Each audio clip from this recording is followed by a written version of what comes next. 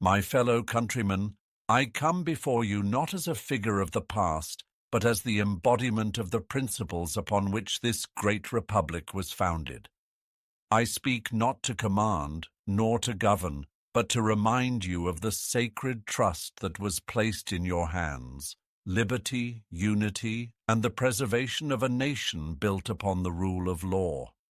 America was born in struggle, yet it was not in the fires of war alone that our strength was forged. It was in our commitment to self-governance, in our discipline, and in our ability to rise above petty divisions for the greater good of the Union. Today, I hear whispers of unrest, the rumblings of discontent, and the murmurs of what some call the big uprising. If such an uprising is to come, then I ask you, what is its purpose? What is its end? And most importantly, is it in service of liberty, or is it the folly of faction, an ambition unshackled from reason? In my years as commander of the Continental Army, I learned this truth. The will to fight is not enough. Courage alone does not build nations. It is wisdom, discipline, and devotion to principle that forge a republic that stands the test of time. The revolution we waged was not an act of mere defiance. It was a struggle with vision, with order, and with a solemn duty to create something greater than ourselves.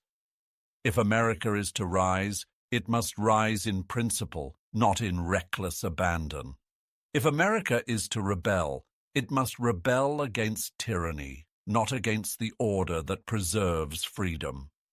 If America is to change, it must change through the will of the people, expressed through law, debate, and unity, not through the chaos that devours nations from within. When I took my leave from the presidency, I warned against the dangers of factionalism, against those who would place party and passion before country. Have my warnings gone unheard? Have we become a people so divided by grievance that we would burn down the very house we built with blood and sacrifice? I ask you now, what do you seek? If it is justice, let it be just. If it is reform, let it be wise.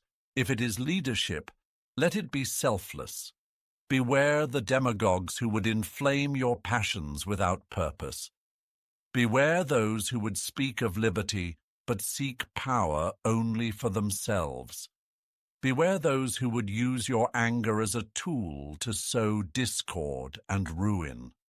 For if America falls, it shall not be at the hands of an enemy across the seas, nor by an army in the night.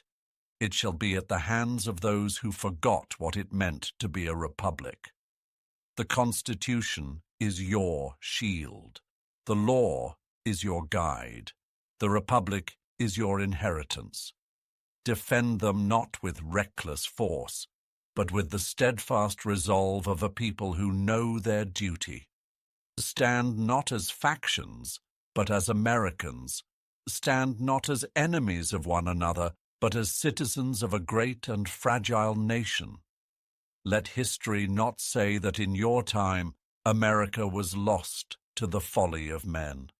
Let history say that in your time America was tested, and that its people rose, not to destroy, but to renew, to strengthen, and to honor the legacy we entrusted to them.